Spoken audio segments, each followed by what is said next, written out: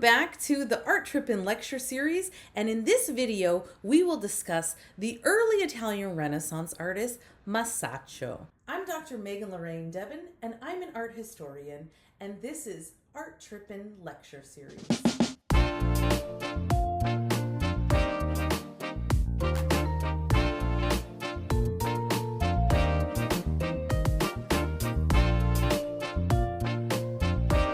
Hi, I'm Dr. Megan Lorraine Debin, and this is Art Trippin.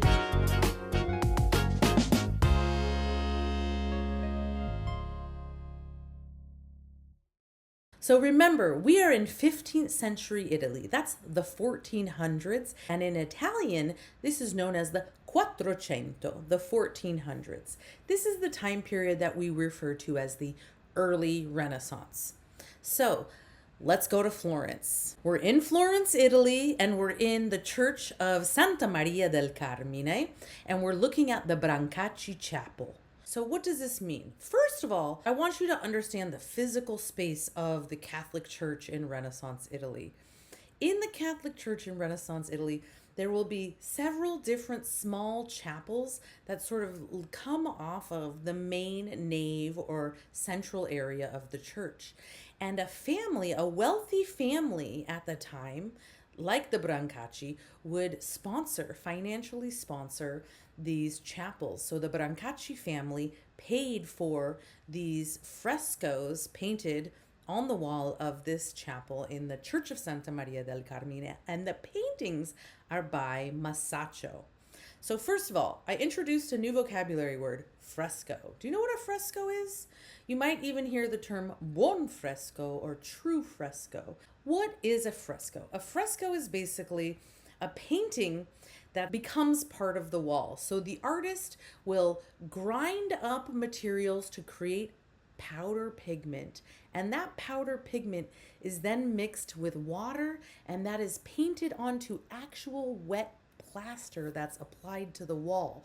So as that plaster dries, so does the paint, and the image affixes to the wall. So you cannot move these like a painting on canvas. You have to go into this church to see these fresco paintings. And what we will see in these paintings by Masaccio is a continuous narrative. So basically we see stories from the life of Christ depicted throughout the image, and sometimes in one register. A register is a kind of closed area of space. So in this case, it's a sort of little rectangle. In one register, we might have three different moments from the same story. This is called continuous narrative. So we're telling a story. Let's look at an example. On the far left, on the top left register of this fresco, we will see a depiction by Masaccio of Adam and Eve being kicked out of the Garden of Eden. So this is a tale as old as time. You probably know this story. Adam and Eve are in this garden. Everything's beautiful. There's this amazing tree with some delicious looking fruit on it. And God says there's only one rule. Don't eat this fruit. Well, it looks delicious. And there's a tempting little snake that says, why don't you try a bite of it? They eat this fruit, and with this fruit, they gain knowledge and wisdom, and they suddenly realize that they are naked, and they feel a sense of shame. And because they have disobeyed God, they are kicked out of the Garden of Eden. So here we see Adam and Eve being kicked out by this angel that's flying in the sky above them, wielding a sword. So how is this typical of early Italian Renaissance art? Well, first of all, you can see the interest in the nude human form. So the artist has looked back to classical art, and these are some of the first nudes in art since classical times. We see a really sophisticated display of the human form. There's an accurate depiction of proportions. There's an appreciation for the body. I mean, you can get a sense of Adam's abs. You can kind of see, some of the muscles in his back and his legs. And you get a little bit of a sense of Eve's body, but she's covering her breasts and her genitalia in this pose that is often referred to as the modest Venus pose. So here, Masaccio is looking back to ancient Roman sculpture. Here we see the Medici Venus. This is Venus in the Roman sculpture. This is the goddess of love. And she's depicted kind of very modestly covering her private parts. And so we see Eve here in that same pose. So Masaccio is looking back to Roman sculpture. And so these poses are derivative of ancient Roman statuary. We also see the figures in these kind of more naturalistic poses. You can see that they're kind of walking. You can see the chiaroscuro, this dark shadow that's on the back of Adam's legs. You can see that their figures are casting shadows on the ground, giving them a sense of weightiness. So they look like real people. You also see Eve's face kind of looking up in anguish, and Adam is covering his face. So we see a portrayal of emotion. So we see this human emotion of shame. So this is something that we start to see more and more of in early Renaissance art. This interest in depicting kind of what a human really looks like, even with their emotions. In this case, they're in a great deal of shame and despair because they're getting kicked out of basically paradise, the coolest place ever. But we again see that interest in depicting the human form, the muscles, and their emotions accurately. So that idea that art should recreate reality is a really big one in the Renaissance. Now, let's move to the next register. Right next to Adam and Eve getting kicked out of the garden, in the next register, we have this rectangular painting where we see, again, a continuous narrative. There are actually 3 scenes here. So let's start with the center. What's the iconography? The iconography here is a depiction of a story from the life of Jesus. This painting is titled The Tribute Money. A tribute is like a tax, so you can think of it as tax money. So what's the iconography? So in the center, in the kind of pink robe with the blue shawl, we see Jesus. And he's surrounded by his homies, the disciples. You see another figure with his back facing to us, wearing kind of an orange tunic, and he's got no pants on. He's got his legs out. This is basically the bouncer of the city. He's the guy guarding this city who takes the taxes. And they basically say, hey, it's $10 to get in. You need to pay the fee or you can't get in. And all of Jesus's disciples are up in arms and freaking out because they don't have the money to get into the city. And Jesus says, don't worry, I got you. So he tells one of his disciples to go over to the water, grab a fish, open that fish's mouth, and boom, you're going to find the coin you need in there. You are going to find the money. So off in this kind of distance, we see Jesus's disciple in that water pulling that coin out of that mouth. And then in the last scene on the far right, we see that same disciple now paying the bouncer or the city guard that tax or tribute so that they can enter into the city. So in terms of subject matter, the iconography is this story from the life of Jesus and an example of Jesus performing a miracle in the company of his disciples who are sort of doubting or incredulous and surprised that he's able to pull this off, But he's also able to turn water into wine. So he's a great friend to have around, right? Okay, so in terms of style, how is this typical of the early Renaissance? Well, again, you will see that interest in chiaroscuro, light and dark, to shape and model these forms. The figures are casting a shadow on the ground. There's like one side of the face that has the light and another side that you can see the shadows and the dark. You can see the shadows in the folds of the fabric. You can see the tax collector in the center image, the man who has his back to us. That tax collector is standing in contrapposto, that pose where the weight is shifted to one leg. And this is recalling again classical Greek and Roman art, that kind of exposed legs shows us that, this is a Roman, really. You will see behind the figures a little attempt by Masaccio to create this architectural image where the building is sort of receding back into space. It's probably not like perfect linear perspective yet, but he's getting pretty good at it. And then you will see these mountains as they fade off into the distance, becoming more kind of blue-gray, and there is that atmospheric perspective.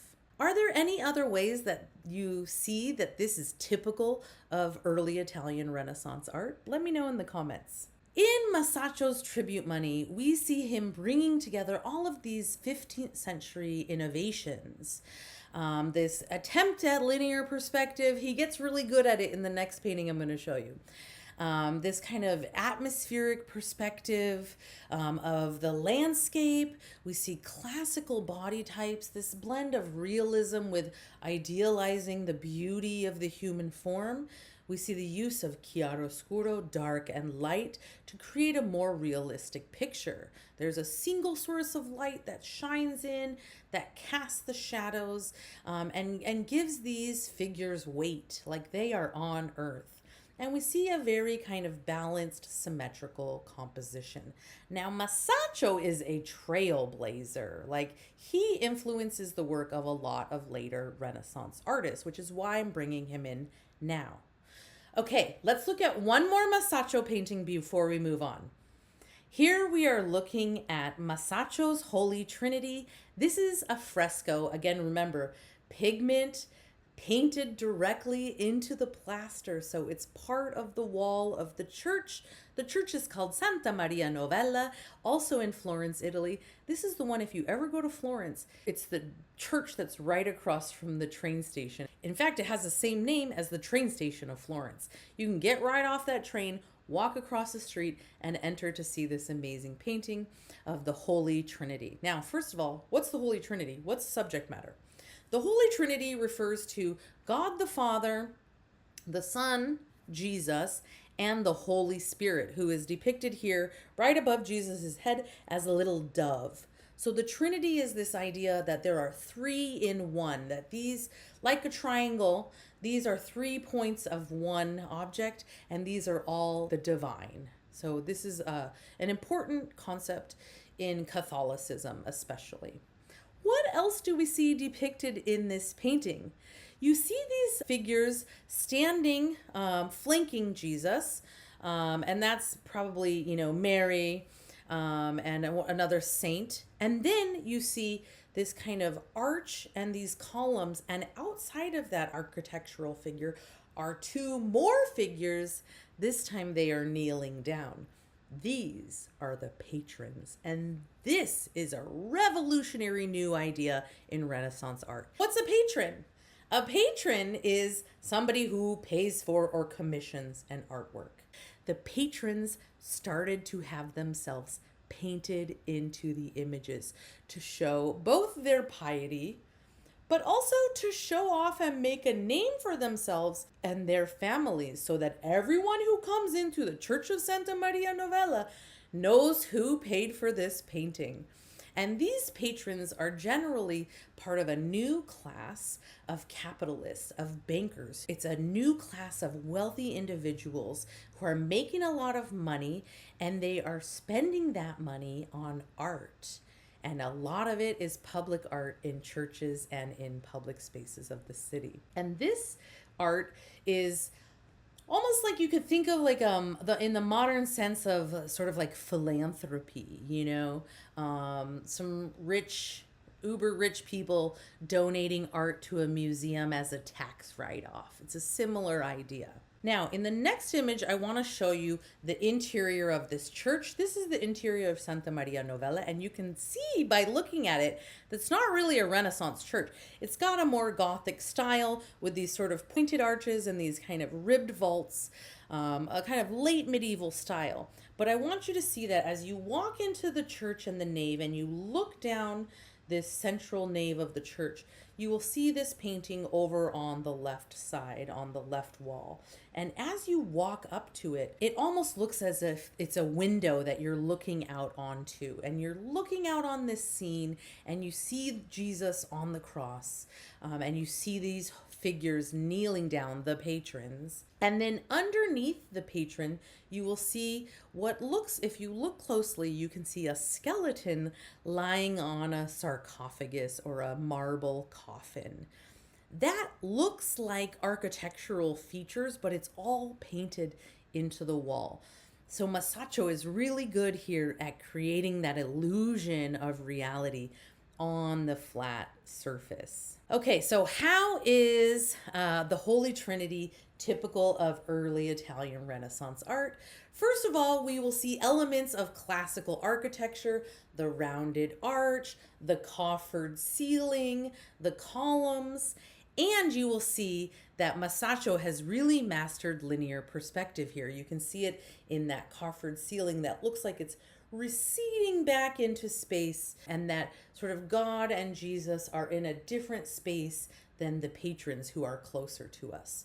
We also see a very symmetrical, balanced composition that creates a sort of pyramid or triangular shape that echoes that idea of the Trinity. And we will see, as I've mentioned several times, the patrons. This is a really important feature in Renaissance art, that the patrons start to be included in the art, and we see the rise of individualism. Individualism rises as capitalism is spreading through Italy, and this really is coming out of late medieval Italy around Florence, these bankers that are making a lot of money through loaning art and through what, at the time really is considered a mortal sin, the mortal sin of usury. But they're able to get out of that mortal sin by donating artwork to the church. We'll talk about this in a future video. Then below that, again, you will see this skeleton laying on this sarcophagus. This is an example of a memento mori. A memento mori is a reminder of death, or a reminder of the fleeting nature of life. So what does it say exactly? There's text written underneath here that says, "What you are, I once was. What I am, you will become." So what you are, alive, I once was. What I am, dead, you will become. So basically, memento mori is saying, remember that you will die. And this is all happening right underneath the crucifixion of Jesus. So this is a very strong reminder that in this Christian context, Jesus died for humanity's sins, and we humans are all gonna die. So we should remember to live well while we're on this earth, so that hopefully we get to go to heaven in the afterlife. So this is very typical in Renaissance art, and we'll see it even really popular in the Baroque period as well, this use of the memento mori, or reminder of death.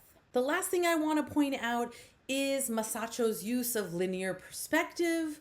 Depending on who you ask, some people say that it was sort of invented or discovered by Brunelleschi. It's basically understood and codified and written down.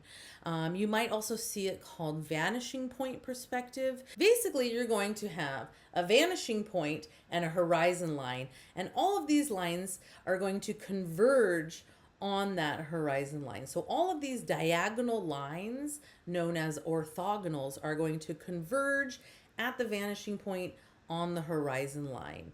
And then there will be transversals, or horizontal and vertical lines, that help to create this illusion of items or figures receding back into space. So think back to Piero della Francesca's, the trees getting smaller as they move back in space. If you want to see another great example of an artist using linear perspective, you can look no further than Leonardo da Vinci's Last Supper.